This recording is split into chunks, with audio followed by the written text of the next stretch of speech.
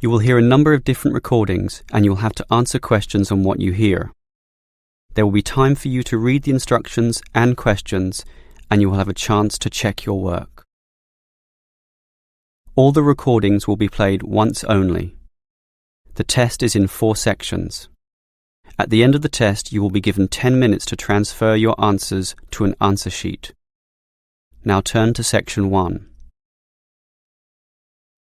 Section 1. You will hear a student phoning to inquire about a car for sale. First, you have some time to look at questions 1 to 7.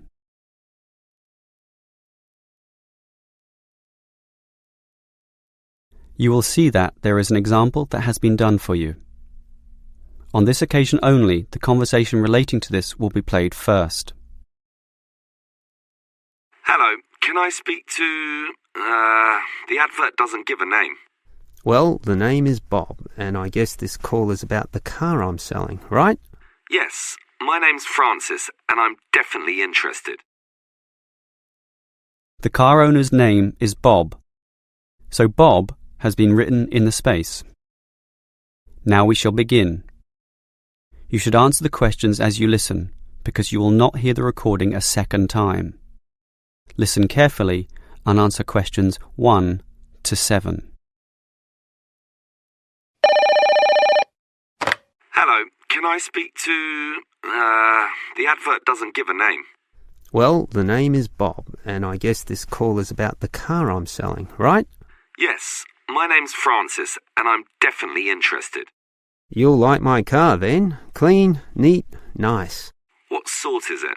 Oh, the original model was called an Echo. You know, like the echo a sound can make. But then they changed the name to Yaris just before I bought it.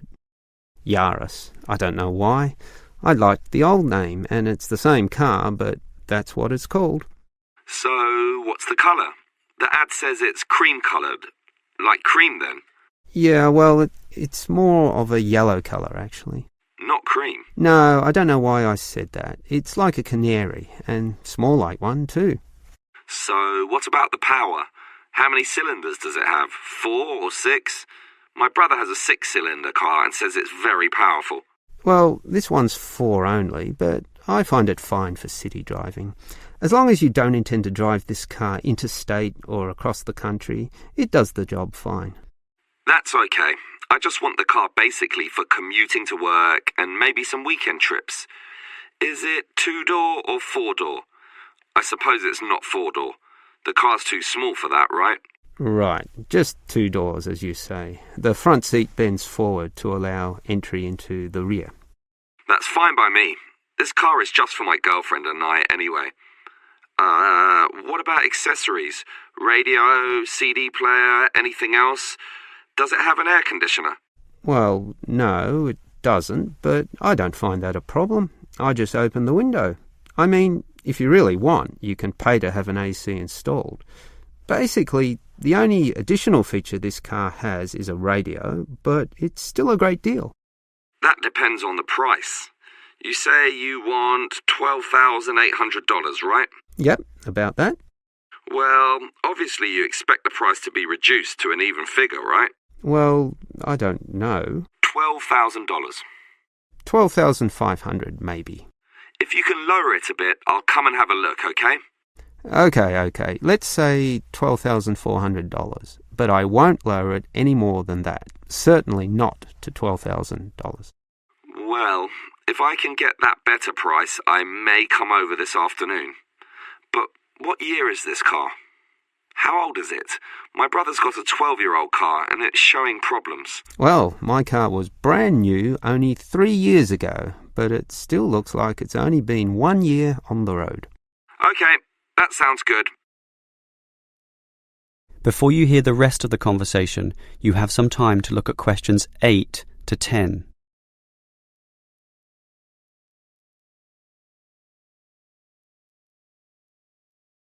Now listen and answer questions 8 to 10. Can I just ask a few more general questions about this car you're selling? Sure. Can you just tell me why you think it's such a good deal? Of course, I won't necessarily believe you, but just tell me what you think. You can believe me. I honestly think this is a nice car, well worth buying at the price I'm asking. How much registration does it have left? To be honest, not so much, but I think having lots of registration is irrelevant. It's the car you're paying for, the quality and advantages of the engine itself. Well, what about that then? Okay, many people like to accelerate down the freeways, right? There are a lot of speed demons out there who think quickness is all that matters, but basically, people are mostly trapped in city traffic. So one of the things I like is that because this car is small, you can put it anywhere. Say you're in the city wanting to duck into a shop. Well, you can fit this car in any little space while you go shopping or do other things, and that saves you a lot of time. Yeah, but it's not that powerful, right? Oh, sure, the feel of a smoothly purring 6-cylinder engine attracts many people, but I compare my car to those small football players with the tight turning circles, those who can run rings around the larger players. This car is like that. It can turn this way and that way, dodge here, duck in there, sneak around corners, squeeze ahead and grab a position. That's also very useful when travelling in city traffic. Okay, I'll think about it. Sure, think about it, but all these advantages are sound and appeal to other buyers as well. No one holds the same car forever, so you can say exactly the same things that I just said when you want to sell the car. That will make it very easy for you to pass this car on to the next buyer. Yeah, maybe you're right. That is the end of section 1. You now have half a minute to check your answers.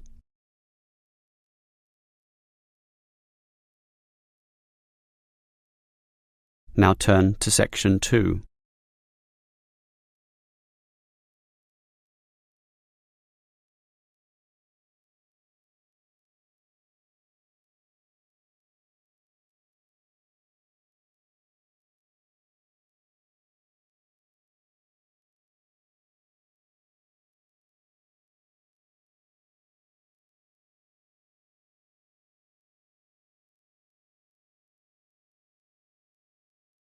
Section 2.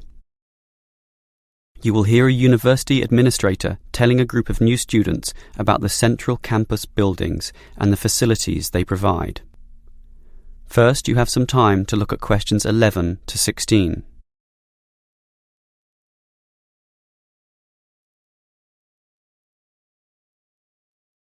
Now listen carefully and answer questions 11 to 16.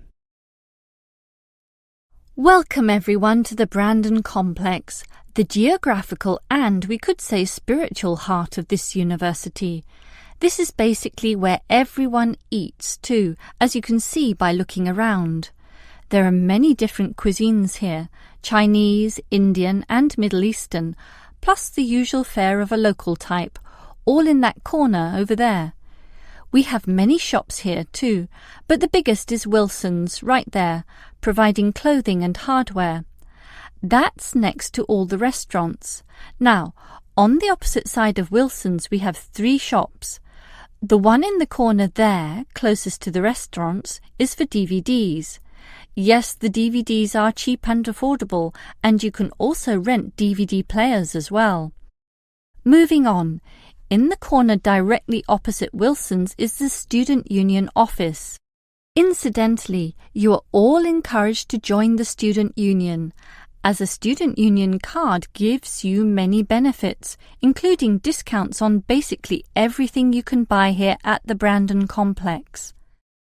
Outside this complex, on the other side of the road, you can just see it from here in fact, is a building that we call by the rather unusual name, the H Building.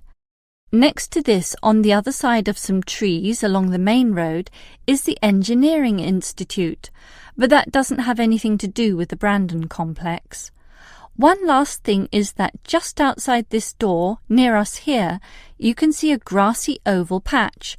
Well, that's the playing field for what we simply call the fitness room, which is alongside. So you can put on some calories here at the restaurants and then burn them off at the fitness room afterwards. Oh, I forgot to mention this shop right here, in the middle, beside the Student Union. It's the bookshop. And, as you can see, it's always busy, always popular. You can buy newspapers, magazines and stationery there, plus a few clothing items as well, just as you can at Wilson's. Why don't you go and take a look right now? Before you hear the rest of the talk, you have some time to look at questions 17 to 20.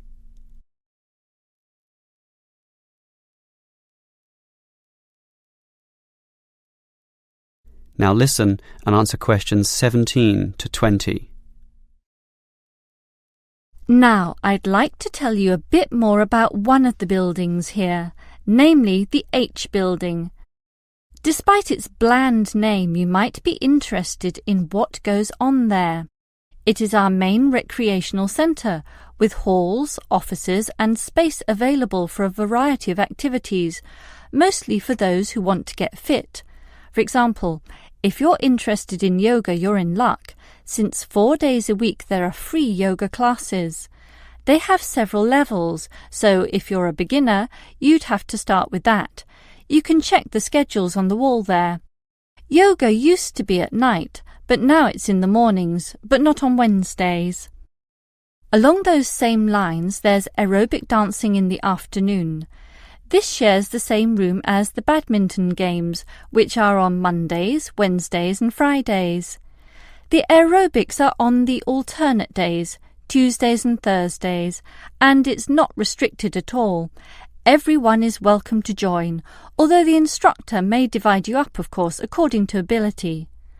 And, just to show how diverse the H Building is, there's even some spiritual solace available there, inside the multi-denominational prayer centre, with individual booths and a variety of holy scriptures and texts available to read from all the major religions of the world.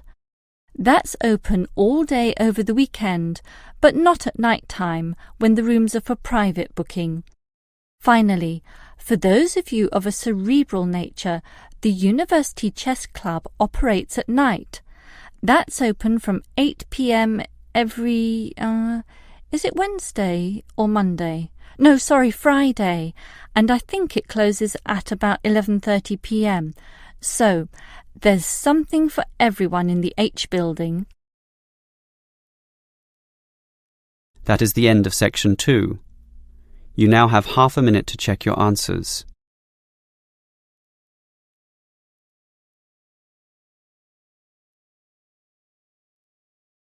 Now turn to section 3.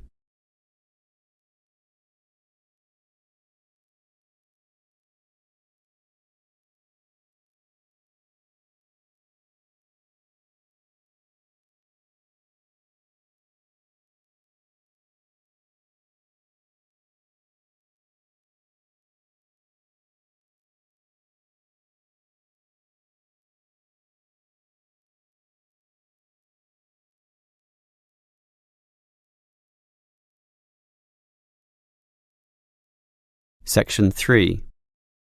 You will hear 2 students, Dylan and Emily, discussing a presentation which they will have to make. First, you have some time to look at questions 21 to 24.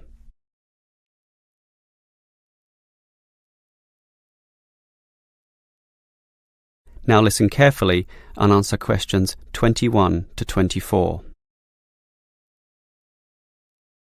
Okay, Emily, as you know, we've got to do this presentation together. I know, I'm a little bit nervous about it, standing up in front of all those people. And what if the presentation fails? What if... Don't worry, I've been reading a book about giving effective presentations. It's not that hard, but the way to do it is certainly not always obvious either.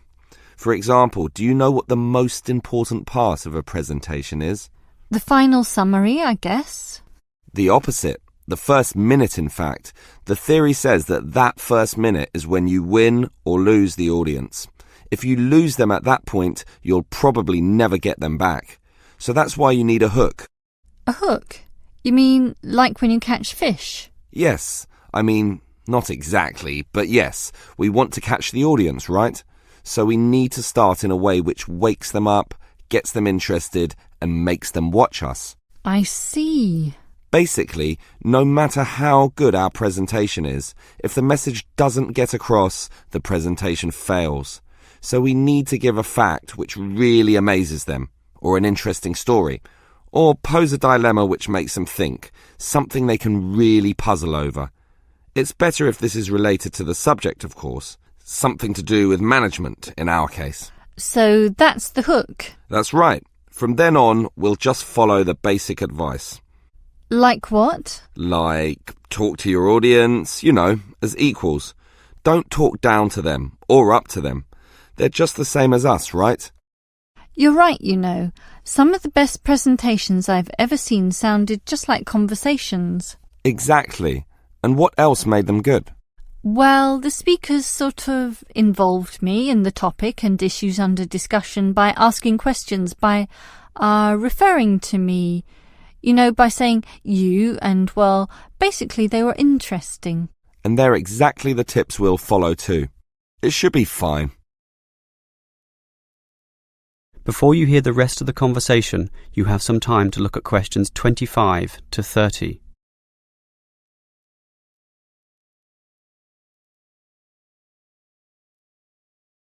Now listen and answer questions 25 to 30. Emily, I think this will be a fine presentation, but how are we going to divide it up? For example, who's going to open it, you or me? Well, I think you have a very natural style, so you should start. This talk has 5 main parts, so you can introduce it and then do part 1. That's the historical context or background to the issue. Yes, then I'll do part 2 about current views. You do part 3 and I'll do part 4, leaving both of us to handle the question time. I'm okay with that. In part 1, I'll probably speak at length about Hoffman's theory, about management styles, and compare differences in culture in relation to the style of management used. That sounds good. Those differences are important and certainly relevant to the current times. Hoffman makes some excellent points too on this issue. That's why I'll follow up with present-day perspectives and viewpoints on this, such as the problems facing today's managers in the complex multicultural workplace, where basically one can no longer assume one is dealing with a single culture in the workplace, but actually a multiculture. That sounds good also. Then I'll take over, discussing the implications and problems of this. I suppose you'll look at the pluralist movement. Yeah, I was thinking about that, but then I changed my mind. I've decided I'll look at the productive diversity argument. It's more interesting anyway, so I'll go with that. Then I'll tell everyone what we've decided is the best business practice, or what is most likely to work in most situations, which is basically ignoring pluralism and productive diversity and linking everything back to Kotter's theory of human universals. Yes, the theory that argues modern management should target the universals of human nature. Right, and that leaves both of us to field questions at the end. Are there any questions we can predict so that we have some good answers ready? About resolving industrial disputes, for example?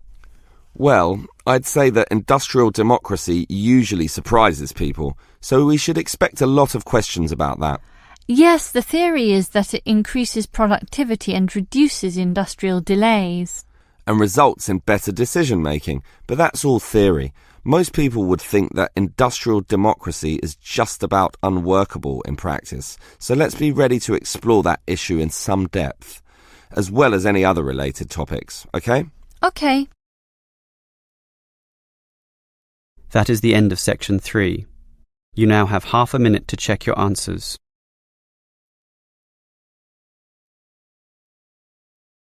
Now turn to section 4.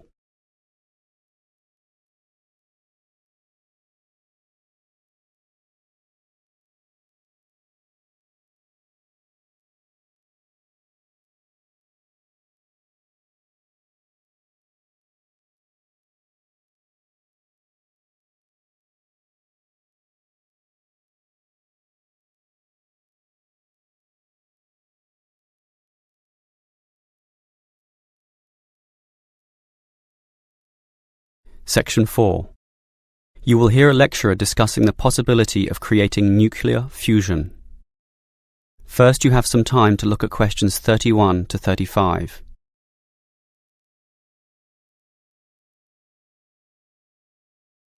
Now listen carefully and answer questions 31 to 35.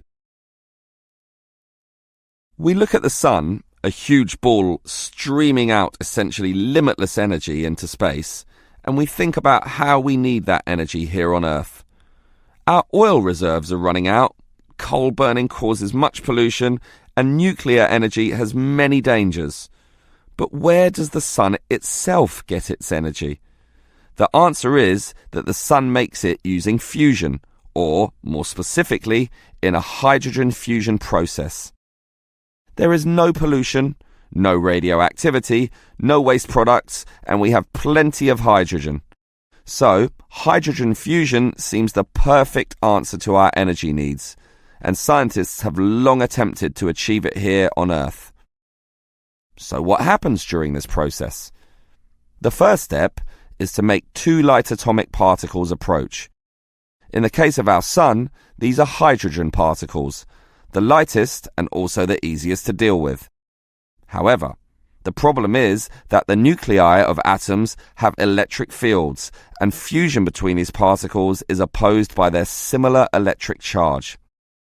They most naturally repel each other, and the nuclei of all elements are exactly the same in this respect.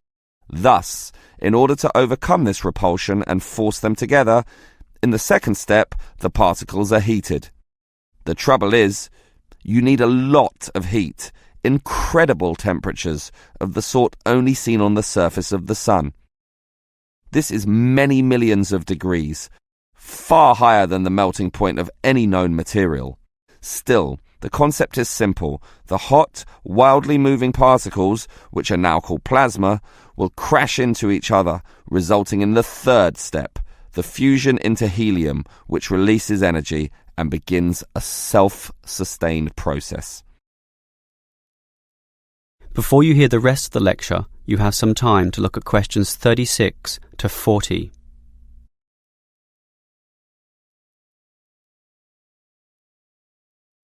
Now listen and answer questions 36 to 40.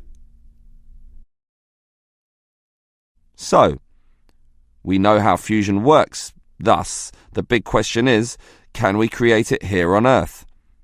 We actually have the technology to superheat hydrogen into plasma, but no container on Earth can deal with those temperatures.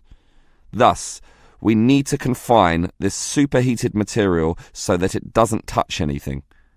For that, we need a special reactor, and most research has focused on an apparatus known as a tokamak system. That's Tokamak, an acronym from some Russian words meaning toroidal chamber with magnetic field. It's an apt name, since a very powerful magnetic field is used to confine and suspend the super hot plasma in the air so that it doesn't touch anything. This is possible only because this plasma has an electric charge, which interacts with the magnetic field. Of course, the walls of the fusion vessel will still get hot, very hot, and to avoid being melted, they must be cooled with a cryogenic system to intensely low temperatures. But now we are faced with the second problem. If we are to draw power from this system, the reaction must be continuous and controllable. However, when fusion begins, the plasma becomes unstable, and at these temperatures, that is a very serious situation. If we lose control, a disaster could result. Despite the obstacles, in 2010, a European device managed some success, but needed far more power to generate the fusion reaction than that produced from the fusion itself. Obviously, then, it was not useful as a power source. More to the point, this system could only sustain a fusion reaction for a fraction of a second. Yet, to self-sustain, the fusion needs to run for at least 10 seconds. And the future looks bleak. Unfortunately, most scientists predict that many decades will have to pass before fusion power can become a practical reality. That is the end of section 4. You now have half a minute to check your answers.